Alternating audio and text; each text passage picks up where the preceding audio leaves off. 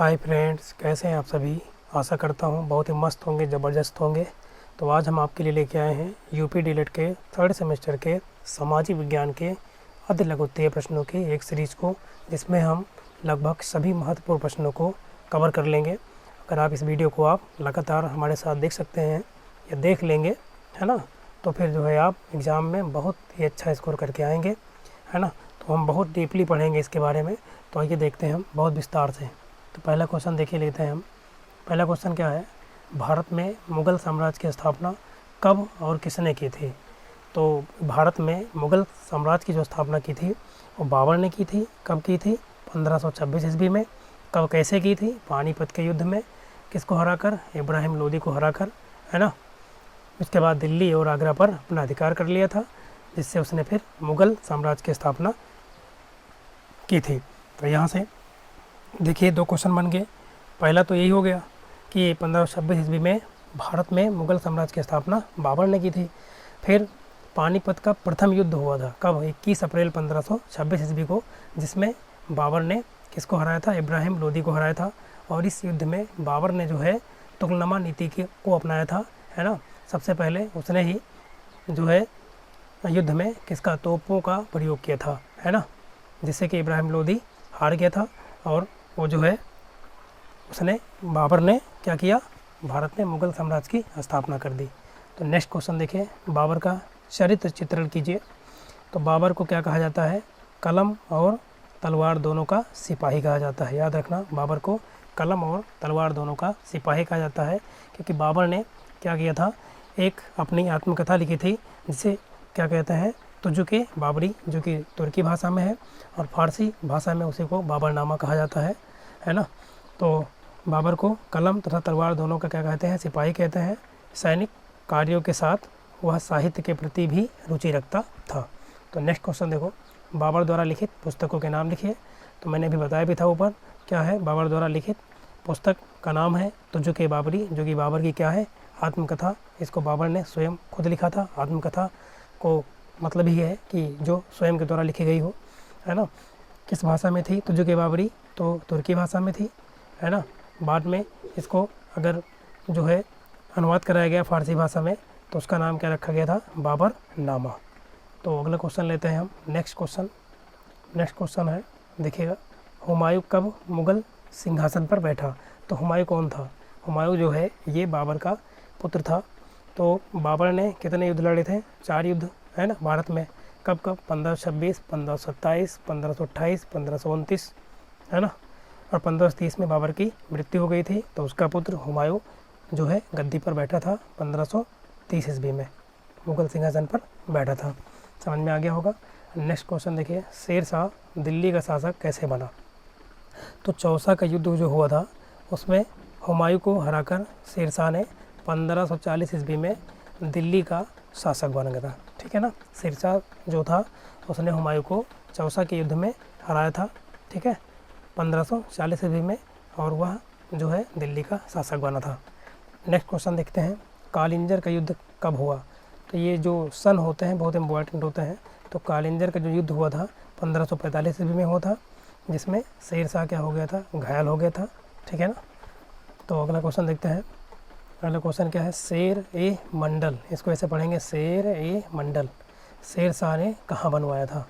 तो शेर-ए-मंडल को शेर शाह द्वारा दिल्ली के जो पुराना किला है ना, उसी में बनवाया था, उसी के परिसर में बनवाया था शेर-ए-मंडल को। किसने? शेर शाह ने, ठीक है। अगला क्वेश्चन देखते हैं हम। अगला क्वेश्चन है, पानीपत का द्वितीय युद्ध। पानीपत के 3 युद्ध बहुत ही महत्वपूर्ण हैं। कब कब हुए थे? पहला 1526 को हुआ था, बाबर और इब्राहिम लोदी के बीच में, जिसमें बाबर विजयी हुआ था, है ना। दूसरा युद्ध हुआ था हेमू, मतलब जिसका नाम था हेमचंद्र, और किसके बीच? अकबर के द्वारा लड़ा गया था, जिसमें कौन जीता था? अकबर विजयी हुआ था। कब हुआ था ये? 1556 ईस्वी में हुआ था। और तीसरा हुआ था, आपने देखा होगा पानीपत जो मूवी आई थी, है ना, 1761 ईस्वी में, जो कि हुआ था मराठों और अहमद शाह अब्दाली के बीच में, जिसमें अहमद शाह अब्दाली क्या हुआ था? विजयी हुआ था। तो देखते हैं पानीपत का द्वितीय युद्ध कब हुआ था? 1556 ईस्वी में। पानीपत के मैदान में हेमू को हराकर अकबर ने क्या किया था? आगरा तथा दिल्ली पर अपना अधिकार कर लिया था, ठीक है ना। तो अकबर बहुत ही छोटा था जिस समय उसने इस युद्ध को जीता, लगभग 13 वर्ष का था। तो अगला क्वेश्चन देखते हैं हम। अगला क्वेश्चन है, अकबर ने साम्राज्य विस्तार हेतु क्या नीति अपनाई थी? तो अकबर ने अपने साम्राज्य के विस्तार के लिए सीधे संघर्ष करने, वैवाहिक संबंध स्थापित करने, अधीनता स्वीकार करने वालों को शासन में पद देने तथा मित्रता करने की नीति अपनाई थी।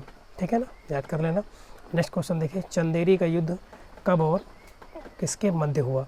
तो चंदेरी का जो युद्ध हुआ था वो 1528 ईस्वी में, अगर पूरा पूछे तो 29 जनवरी 1528 ईस्वी में बाबर और मेदिनी राय के बीच में हुआ था। ठीक है ना, तो ये तीसरा युद्ध था, बाबर द्वारा लड़ा गया है ना चंदेरी का युद्ध।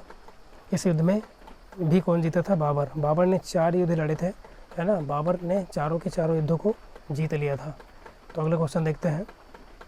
अगला क्वेश्चन इम्पॉर्टेंट है, बाबर की पुत्री का क्या नाम था? तो बाबर की पुत्री का नाम क्या था? गुलबदन बेगम, याद रखना। अगला क्वेश्चन है, किस मुगल शासन ने आगरा के किले में न्याय की जंजीर लगवाई थी? तो ये भी मोस्ट इम्पॉर्टेंट क्वेश्चन है। तो वो था जहांगीर, जिसने आगरे के किले में न्याय की जंजीर लगवाई थी। तो आगे देखते हैं हम नेक्स्ट।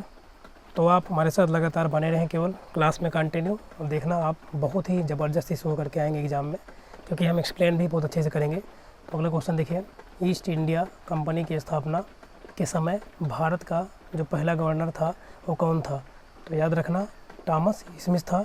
तो इतने पर हम नहीं छोड़ेंगे। ईस्ट इंडिया कंपनी, है ना, की स्थापना कब हुई थी? 1600 ईस्वी में, जो कि महारानी एलिजाबेथ के द्वारा कराई गई थी, है ना। अगला क्वेश्चन देखिए, असीमगढ़ का युद्ध कब हुआ? तो जो असीमगढ़ का युद्ध है 1601 ईस्वी में हुआ।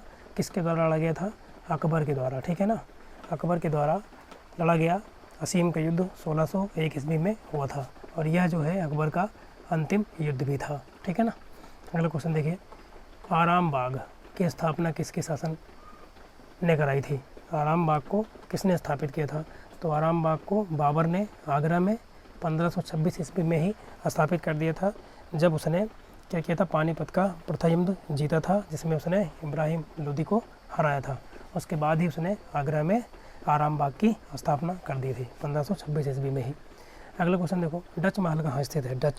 डच का मतलब है पुर्तगालियों से। तो पुर्तगालियों द्वारा निर्मित केरल में 1557 ईस्वी में बनाया गया था डच महल। ठीक है ना। सबसे पहले पुर्तगाली ही भारत आए थे, और सबसे लास्ट में भारत को छोड़कर ये गए थे, है ना। बहुत ही लूटे थे ये लोग भारत को। तो 1498 ईस्वी में आया था वास्को डी गामा, आपने पढ़ा होगा, है ना। और गोवा पर भी इसने अधिकार कर लिया था। गोवा को जब मुक्त कराया गया, है ना, उसके बाद ये जो है भारत से गए थे। तो अगला क्वेश्चन देखिए, पुराना किला कहाँ स्थित है? तो दिल्ली में शेर शाह सूरी द्वारा निर्मित पुराना किला स्थित है, जो कि 1613 ईस्वी में क्या कराया गया था? स्थापित कराया गया था। ठीक है ना। अगला क्वेश्चन देखते हैं नेक्स्ट, जहांगीर महल तथा अकबर का किला कहाँ है? जहांगीर का महल और अकबर का किला कहाँ है? तो अकबर द्वारा निर्मित इलाहाबाद में स्थित है ना। अकबर द्वारा निर्मित किया कराया गया था ये, ठीक है, जो कि कहाँ स्थित है? इलाहाबाद में। अगला क्वेश्चन देखो, शालीमार बाग कहाँ स्थित है? तो शालीमार बाग जहांगीर द्वारा निर्मित करवाया गया था, जो कि श्रीनगर में, है ना, स्थित है। ठीक है, जम्मू कश्मीर की राजधानी श्रीनगर में स्थित है। अगला क्वेश्चन देखो, मुगल कालीन 2 अंतिम अति प्रसिद्ध इमारतों के नाम लिखना। मतलब मुगल काल में बहुत सारी इमारतें बनाई गई थी, है ना, तो उनमें से कोई 2 लिखना है। तो देखिए यहाँ पे ताजमहल है, जो कि कहाँ स्थित है? आगरा में। किसके द्वारा बनवाया गया था? शाहजहाँ द्वारा। क्यों बनवाया गया था? उसने अपनी पत्नी मुमताज़ की याद में बनवाया था। दूसरा, लाल किला, इसका भी निर्माण किसने करवाया था? शाहजहाँ ने। कहाँ? पुरानी दिल्ली में कराया था। ठीक है ना, जो कि लाल रंग के पत्थरों से निर्मित है, सभी को पता होगा। ये सभी मुगल काल की प्रसिद्ध इमारतें हैं। अगला क्वेश्चन देखो, मुगल काल के प्रमुख बंदरगाहों का वर्णन करें आप। तो मुगल काल में जो प्रसिद्ध बंदरगाह हैं वो थे कौन कौन? लाहौर में था, सूरत में था, कालीकट, है ना। ये सभी जो है मुगल काल के प्रसिद्ध क्या थे? बंदरगाह थे। नेक्स्ट क्वेश्चन देखिएगा, मनसबदारी, ये बहुत इंपॉर्टेंट है, पूछ लेता है, इजी भी है, का प्रचलन किस काल में हुआ था? तो मनसबदारी का प्रचलन मुगल काल में ही हुआ था। किसके द्वारा ये चलाया गया था? तो आप याद रखेंगे, अकबर द्वारा चलाया गया था। ठीक है ना, याद रखना, मनसबदारी प्रथा का प्रचलन किसने करा था? तो अकबर ने कराया था। अगला क्वेश्चन देखो, अगला क्वेश्चन फिर अकबर से रिलेटेड है कि दीन इलाही, ये भी इम्पोर्टेंट है, दीन इलाही नामक धर्म किसने चलाया? तो अकबर ने चलाया था दीन इलाही नामक धर्म। ठीक है, नेक्स्ट क्वेश्चन देखो, आईन अकबरी, आईन ए अकबरी किसकी रचना है? तो आईन अकबरी किसकी रचना है? अबुल फजल की रचना है, याद रखना, आईन अकबरी अबुल फजल की रचना है। अगला क्वेश्चन देखो, रामचरितमानस के रचनाकार कौन थे? तो गोस्वामी तुलसीदास, है ना। रामचरितमानस के रचनाकार कौन थे? गोस्वामी तुलसीदास। जबकि अगर आपसे रामायण के रचनाकार पूछ ले तो रामायण के रचनाकार कौन थे? सभी को पता होगा, वाल्मीकि थे, है ना। अगला क्वेश्चन देखिएगा, अगला क्वेश्चन है लाल किला का निर्माण किसने कराया था? अभी ऊपर पढ़े थे। तो लाल किले का निर्माण शाहजहाँ द्वारा ही कराया गया था और आगरे के ताजमहल का भी निर्माण इन्होंने ही करवाया था। तो अगला क्वेश्चन देखिएगा, ताजमहल का निर्माण किसने कराया? फिर वही क्वेश्चन रिपीट हो गया। तो ताजमहल का निर्माण शाहजहाँ ने ही कराया था अपनी पत्नी मुमताज़ महल की याद में, जो कि सफ़ेद रंग से निर्मित है, और जो लाल किला है वो लाल रंग के से निर्मित है, पत्थरों से। अगला क्वेश्चन देखते हैं हम, अगला question most important question, Haldi Ghati का युद्ध, याद भी होगा आपको, हल्दी घाटी का युद्ध किसके किसके मध्य हुआ था? तो ये 1556 ईस्वी में लड़ा गया था। पूरी डेट 18 जून 1576 में, 18 जून 1576 ईस्वी में लड़ा गया था, जो कि महाराणा प्रताप और अकबर के बीच में हुआ था। इसमें कौन विजयी हुआ था? तो अकबर विजयी हुआ था। ठीक है ना। तो देखते हैं अगला, तो अगला क्वेश्चन देखें यहाँ पे आप, मोस्ट इम्पॉर्टेंट क्वेश्चन, इसके बारे में हम पहले ही बता दिए थे कि पानीपत का तृतीय युद्ध कब हुआ था? तो पानीपत का तीसरा युद्ध कब हुआ था? 1761 ईस्वी में। अगर आपसे पूछे किसके किसके बीच में हुआ था, तो मैंने बताया था अभी कि मराठों और अहमद शाह अब्दाली के बीच में हुआ था, जिस पर एक मूवी भी आई थी, आप लोग शायद देखे होंगे, है ना, जिसमें अहमद शाह अब्दाली विजयी हुआ था और मराठों की हार हुई थी। और ये युद्ध पूछ लेता है कभी कभी कि मराठों के लिए कैसा सिद्ध हुआ था, तो ये युद्ध मराठों के लिए अत्यंत घातक सिद्ध हुआ था। अगला क्वेश्चन देखो, शाहजहाँ का शासनकाल कब से कब तक रहा? तो शाहजहाँ का शासनकाल 1628 ईस्वी से लेकर 1658 ईस्वी तक था। लगभग कितने वर्षों तक? 30 वर्षों तक था। ठीक है, नेक्स्ट क्वेश्चन देखो, औरंगजेब का शासनकाल कब से कब तक था? तो औरंगजेब का शासनकाल कब से कब तक? 1658 से 1707 ईस्वी तक। औरंगजेब कौन था? ये शाहजहाँ का पुत्र था। ठीक है ना। अगला क्वेश्चन देखिए, अंग्रेज भारत में कौन कौन सी फसल पैदा करवा रहे थे? मतलब किस किस फसल को ये यहाँ पे जो है लोगों से उगवा रहे थे? तो नील की खेती पता ही होगा आपको, जिसके लिए चंपारण आंदोलन हुआ था, है ना, बिहार से।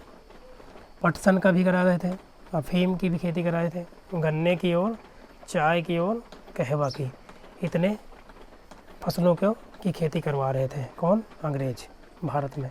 अगला क्वेश्चन देखते हैं, अगला क्वेश्चन क्या है, ये बहुत इंपॉर्टेंट भी है। कर्नाटक का प्रथम युद्ध पूछा गया है कई बार, है ना, हुआ था, तो इसके कारण क्या थे? तो ये कब हुआ था? 1746 से 1748, लगभग 2 साल तक चला था। और इस युद्ध के प्रमुख 2 कारण थे। पहला है कि अमेरिका के उपनिवेशों को लेकर आपसी झगड़ा था और भारत में व्यापारिक प्रतिस्पर्धा, मतलब कंपटीशन। नेक्स्ट क्वेश्चन देखिएगा, कर्नाटक का तृतीय युद्ध कब हुआ था? तो 48 से 54। देखिए 46 से 48 तक, 1746 से 1748 तक क्या चला था? पहला युद्ध।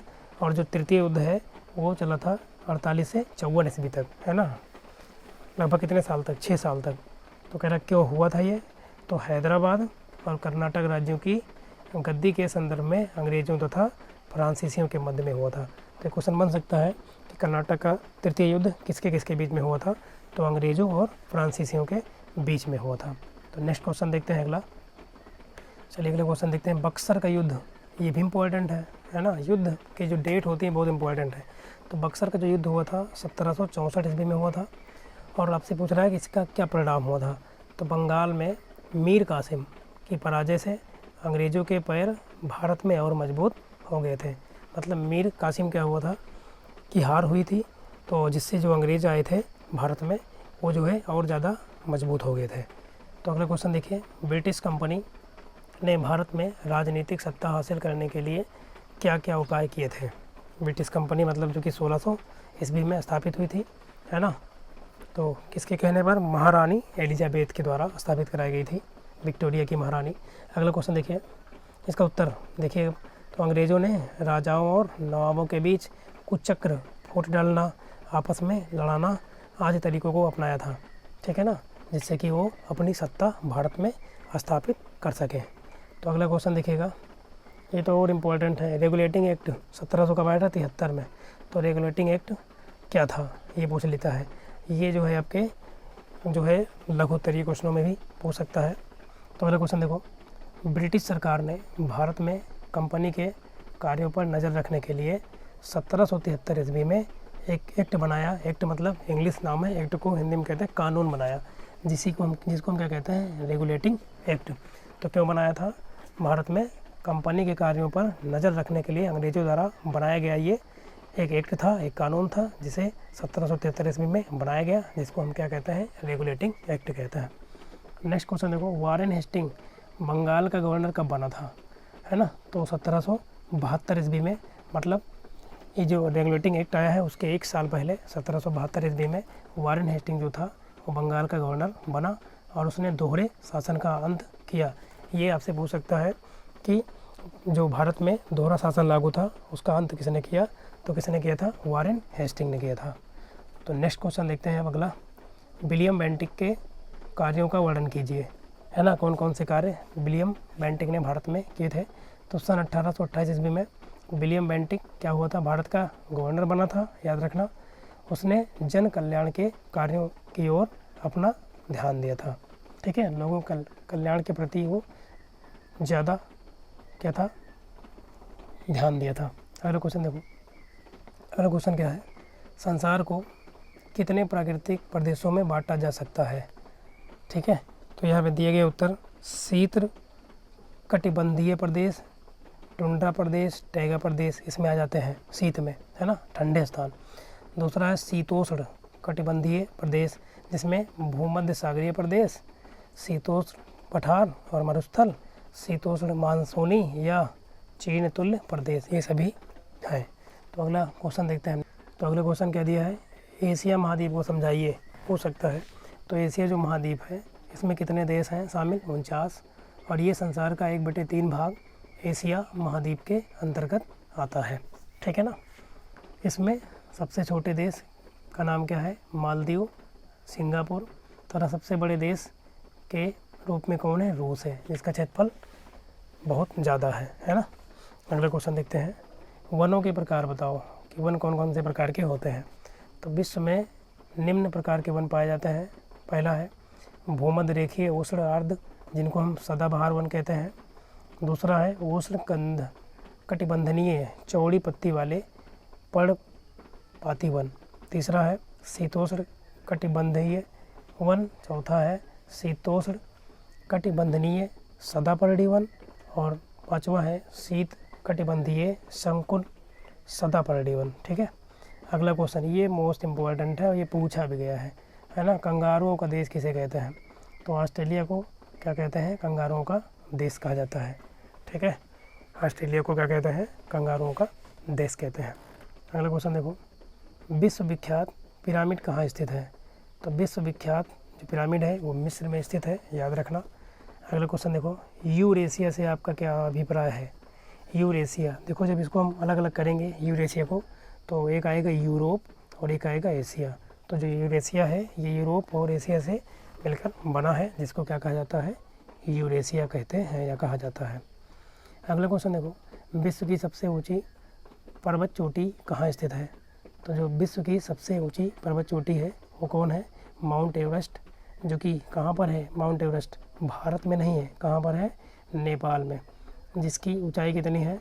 8848 लगभग में, अभी हाल फिलहाल में दिया गया था 8848.85, या अभी यहाँ पे दिया है कितना? 8850, तो ये भी सही है। फिलहाल इसकी ऊंचाई घटती बढ़ती रहती है। तो अगला क्वेश्चन देखो, विश्व की सबसे बड़ी प्रवाल भित्ति कहाँ स्थित है?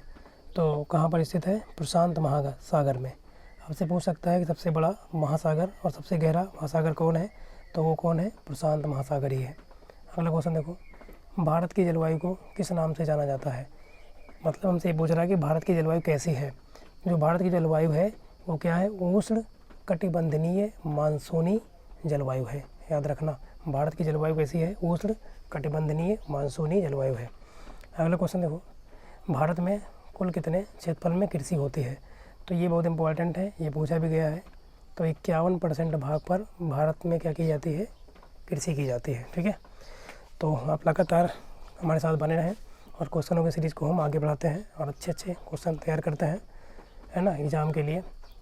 तो अगला क्वेश्चन देखो, संसार में शक्ति के साधन क्या क्या हैं? तो विश्व में, इस संसार में प्राकृतिक शक्ति के साधन कौन कौन से हैं? यहाँ पे प्राकृतिक होना चाहिए था क्वेश्चन में। तो कोयला है, खनिज तेल है और क्या है? जल शक्ति है। ये सभी क्या है? विश्व में प्राकृतिक शक्ति के साधन हैं। नेक्स्ट क्वेश्चन देखो, उद्योगों की स्थापना हेतु किस किस की आवश्यकता होती है? तो उद्योग के लिए बताओ किस किस की ज़रूरत होती है? कच्ची सामग्री, है ना, बाज़ार होना चाहिए, परिवहन होना चाहिए जिससे, है ना, सामानों को एक स्थान से दूसरे स्थान तक ले जाया जा सके, श्रम की आवश्यकता होती है, मतलब मजदूरों की, जिससे कार्य को किया जा सके, पूंजी लगती है, मतलब धन इन्वेस्ट करना पड़ता है, और शक्ति के साधनों की भी आवश्यकता होती है। ये सभी की सभी जो है आवश्यकता होती है उद्योग की स्थापना के लिए। तो अगला क्वेश्चन देखो, अगला क्वेश्चन क्या दिया है? वस्त्रों के प्रकार बताइए। तो सभ्यता के विकास के साथ वस्त्रों के प्रकारों में भी अभूतपूर्व परिवर्तन आता है। मानो आज के समय में सूती, रेशमी, ऊनी और कृत्रिम रेशा जैसे कि रेयान, यहाँ रेयन नहीं रेयान होगा, नायलॉन, टेरिलॉन एवं डेकरोन के वस्त्रों का प्रयोग कर रहा है।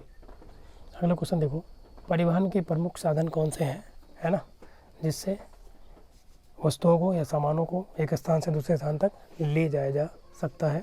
तो कौन कौन है? थल परिवहन द्वारा, है ना, जो भूमि के पर चलकर, जली परिवहन, जल परिवहन जैसे कि शिपयार्ड हैं उनसे, और वायु परिवहन मतलब जैसे कि हवाई जहाज़ों से सामान को भी एक स्थान से दूसरे स्थान तक कम समय में आसानी से ले जाया जा सकता है। तो नेक्स्ट देखते हैं। तो ये लास्ट पेज हमने लिया है और इसमें हमने केवल उन्हीं प्रश्नों को लिया है जो कि एग्ज़ाम के लिए बहुत महत्वपूर्ण हैं और ये कहीं ना कहीं, है ना, हर वर्ष में आए भी हैं। उन्हीं क्वेश्चनों को हम बार बार ले रहे हैं और इन्हीं क्वेश्चनों को क्या करेंगे, आप बार बार 2-3 बार देखेंगे, जिससे आप एग्ज़ाम में बहुत अच्छा स्कोर कर पाएंगे, है ना। गला सूख रहा है, चलिए देखते हैं। रबी की फसल, तो रबी की फसल का जो समय है पूछ सकता है आपसे कब होता है। इनकी बुआई सर्दी में होती है और गर्मी में इनकी कटाई होती है, मतलब अक्टूबर नवंबर में इनकी बुआई होती है और जाके उधर मार्च अप्रैल में इनकी कटाई हो जाती है रबी की फसलों की, जिनमें वो क्या क्या है? गेहूँ है, चना है, जौ है, मटर है, सरसों है, अलसी है, राई है, आप जानते होंगे, देखे होंगे, है ना। तो ये सब अक्टूबर नवंबर में बोई जाती हैं और उधर कटती कब है? जाके मार्च अप्रैल में इनकी कटाई हो जाती है रबी की फसलों की। अगला देखो, खरीफ की फसल, ये इम्पोर्टेंट है। तो इसका समय क्या है? वर्षा प्रारंभ में बुआई की जाती है और शीत ऋतु प्रारंभ में कटाई जाती है, मतलब इनकी कटाई होती है। जैसे कि बारिश का समय आज चल रहा है तो इस समय इन फसलों की बुआई होती है और जो है उधर जाके अक्टूबर नवंबर में इनकी कटाई हो जाती है। जिनके एग्जाम्पल क्या है? उदाहरण धान है, मक्का है, ज्वार है, मूंग है, जूट है, मूंगफली है आदि हैं। ये सभी की सभी फसलें खरीफ की फसलें हैं जो कि इधर बोई जाएंगी, है ना, जून जुलाई में, और उधर अक्टूबर नवंबर में काट ली जाएंगी। अगला क्वेश्चन देखो, जायद की फसलों का वर्णन करो। तो जायद की फसल का समय क्या होता है? ये मार्च अप्रैल में बोई जाती हैं, ठीक है ना। तो मार्च अप्रैल में बोई जाएंगी तो इनकी कटाई 3-4 महीने बाद होगी कम से कम। तो इनकी उधर एग्जाम्पल क्या है? जैसे कि तरबूज है, खरबूजा है, ककड़ी है ना, सब्जियां हैं, ये सभी की सभी जायद की फसलों के अंतर्गत आती हैं। तो अगला क्वेश्चन देखते हैं हम नेक्स्ट। देखिए, आर्थिक विकास में, है ना, इकोनॉमी के डेवलपमेंट में खनिज पदार्थों के कोई 5 महत्वपूर्ण तथ्यों का वर्णन कीजिए। तो ना वो देखिएगा, समस्त उद्योग, है ना, धंधों का आधार पहला है। दूसरा है परिवहन के साधनों का विकास करना। तीसरा है ऊर्जा शक्ति के साधन होना चाहिए। चौथा है देश की सुरक्षा में योगदान। पांचवा है खनन से लाखों व्यक्तियों को रोजगार भी क्या होता है? प्राप्त होता है। नेक्स्ट क्वेश्चन देखें, ऊर्जा के गैर परंपरागत साधन कौन से हैं? तो ज्वारीय ऊर्जा, जियोथर्मल एनर्जी, गोबर गैस, सौर ऊर्जा, परमाणु ऊर्जा, ये सभी ऊर्जा के क्या हैं? गैर परंपरागत साधन हैं, ठीक है ना। और परंपरागत में क्या आते हैं? जो हमारे दादा परदाता करते हुए आ रहे हैं, है ना, पहले से, वो सभी आ जाते हैं। तो अगला क्वेश्चन देखते हैं हम। अगला क्वेश्चन है हिमालय के महत्व पर 2 वाक्य लिखिए। हिमालय का महत्व क्या है? तो हिमालय जो होता है, नंबर 1, ये पर्वत भारत की जलवायु को क्या करके रखता है? कंट्रोल करके रखता है, मतलब नियंत्रित करके रखता है। दूसरा है हिमालय पर्वत उत्तरी विशाल मैदान में बहने वाली नदियों का जल स्रोत भी है। ठीक है, याद रखना। अगला क्वेश्चन देखिए, उत्तर के विशाल मैदान को कितने भागों में विभाजित किया गया है या बांटा गया है? तो उत्तर के विशाल मैदान को कई भागों में बांटा गया है। पहला है सिंधु नदी का मैदान, जिसको सिंध द्रोणी भी कहते हैं। दूसरा है गंगा का मैदान, जिसे गंगा द्रोणी कहते हैं। तीसरा है ब्रह्मपुत्र का मैदान, जिसे ब्रह्मपुत्र घाटी कहते हैं। ठीक है, नेक्स्ट क्वेश्चन देखना, ये बहुत महत्वपूर्ण है। बॉक्साइट क्या है? ये एल्युमिनियम में क्या होता है? अयस्क। तो इसके बारे में देखते हैं हम, बॉक्साइट के बारे में। तो बॉक्साइट क्या होता है? खानों से निकाला जाता है, मतलब कारखानों से। बॉक्साइट को गलाकर शुद्ध एल्युमिनियम अलग कर लिया जाता है, जिसका उपयोग वायुयान, विद्युत तार, है ना, फर्नीचर तथा बर्तन बनाने में किया जाता है। तो मैंने बताया, आपसे एक क्वेश्चन पूछ सकता है कि बॉक्साइट किसका अयस्क होता है? तो किसका होता है? एल्युमिनियम का। ठीक है ना। तो अगला क्वेश्चन देखो, मैग्नीज क्या है? अगला क्वेश्चन है मैग्नीज। तो यह महत्वपूर्ण खनिज है मैग्नीज। इसका अधिकतर प्रयोग लौह इस्पात उद्योग में, है ना, जो लोहे की सामग्री बनाई जाती है उनमें होता है। और भारत जो होता है, जो भारत है, ये मैग्नीज का सबसे बड़ा उत्पादक देश है। तो याद रखना, पूछ लिया अगर आपसे कि सबसे ज़्यादा मैग्नीज का उत्पादन कौन करता है, तो हमारा देश भारत है, जहाँ पे मैग्नीज का उत्पादन सबसे अधिक मात्रा में होता है। तो अगला क्वेश्चन देखते हैं, है ना। और ये पेज पे हम लास्ट कर लेंगे, इतना बहुत है आपके लिए। इसको 2-3 बार आप पढ़ लेंगे तो एग्ज़ाम में बहुत अच्छा स्कोर कर ले जाएंगे आप। तो अगला क्वेश्चन देखो, अभ्रक से क्या अभिप्राय है? अभ्रक क्या होता है? तो आपने गुलाल अबीर में चमकता हुआ एक पदार्थ देखा होगा, है ना। इसी पदार्थ को हम क्या कहते हैं? अभ्रक कहते हैं। और भारत जो होता है, सबसे ज़्यादा अभ्रक का उत्पादन भारत में ही होता है। जैसे मैग्नीज का भी है और अभ्रक का भी उत्पादन सबसे ज़्यादा भारत करता है। अभ्रक होता क्या है? तो मैंने बताया अभी कि जो होली के समय आप रंग खेलते हैं, तो जो गुलाल होता है उसमें जो चमकीला वाला पदार्थ होता है वो क्या होता है? अभ्रक होता है।